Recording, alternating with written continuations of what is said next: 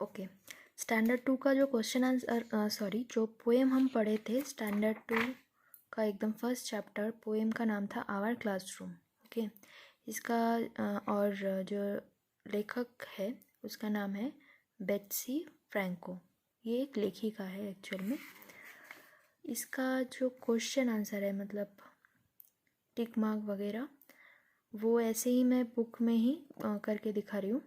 जैसे फर्स्ट वाला है tick the correct option. Okay, the chair has legs, arms और हैंड्स।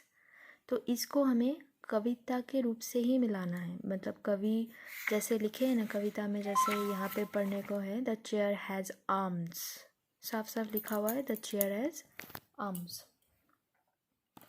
यहाँ हम देख पा रहे हैं।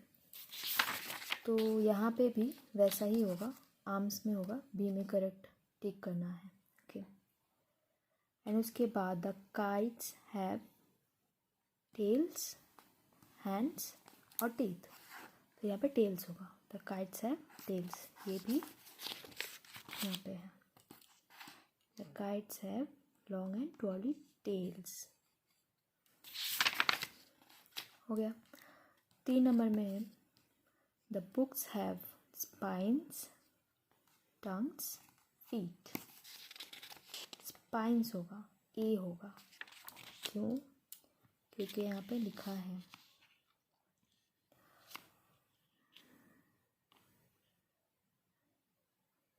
The books have spines, the books have spines. ऐसे ही करके पूरा हमें कर लेना है। The watch has legs, hands and eyes. Watch has hands, ये भी कविता में ही है। उसके बाद हम नंबर बी का देखते हैं। नंबर बी में है match the column, match the column. A और बी इसके साथ marbles, clock, desk, cups, shoes. और बी में है legs, eyes, lips, tongue, a face. तो ये भी कविता से ही हमें मिलाना है, कविता में जैसा लिखा हुआ है वैसे। जैसे मार्बल के साथ हो गया आई, क्लॉक के साथ हो गया अ फेस, डेस्क के साथ हो गया लिक, कप्स के साथ लिप्स एंड शू के साथ टंग। ये हम कविता में पढ़े हैं। कविता को अच्छे से पढ़ा जाए तो ये सब लाइन उसी में दिया हुआ है, उसी से हमको मैचिंग भी कर लेना है, जैसे टिक मार्क किए थे वैसे। अभी नीचे आ जाते हैं, उसमें यहाँ पे है आंसर दिस क्वेश्चंस। तो इसमें भी हमें कविता से ही भरना है, उसके बाहर से नहीं। तो यहाँ पे है what kind of tails do the kites have. Kite का कैसा वाला टेल था, कैसा वाला पूंछ था। तो यहाँ से हम ले लेंगे द काइट्स हैव, यहाँ से ही लाइन हम ले लेंगे लॉन्ग एंड ट्वर्ली टेल्स। पूरा लाइन कविता में ही दिया हुआ है, जैसे यहाँ पे the kites have long and twirly tails. And उसके बाद नेक्स्ट में है what does the tool box have. The tool box has a set of nails, a set of nails. छोटा छोटा करके मैंने ये एकदम ही इजी आंसर है, एंड छोटा है तो बुक में ही मैंने कर दिया है। यहाँ पे देख सकते हैं कि the tool box has a set of nails. Third number जो क्वेश्चन है what has eyes, the marble eyes. ये भी कविता में है। What has feet, the classroom rulers all have feet. The classroom rulers all have feet. जैसे what has feet मतलब feet किस तरह का है, व्हाट हैज़ आइज मार्बल किस तरह का है।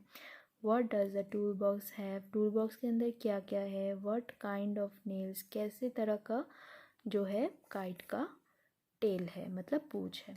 तो ये हो गया क्वेश्चन का मीनिंग और ये हो गया आंसर। ये कविता से ही लिख सकते हैं, और इसको अगर थोड़ा सा शॉर्ट करके लिखना है, इतना ज़्यादा भी नहीं लिखना है, तो इजी आंसर में द काइट्स हैव भी ना लिखो तो चलेगा, long and twirly tails is enough. Okay, the tool box has a set of nails, the marble size, the classroom rulers all have feet. इसके बाद हम देखते हैं, यहाँ पे है colour the boxes that have the correct spelling.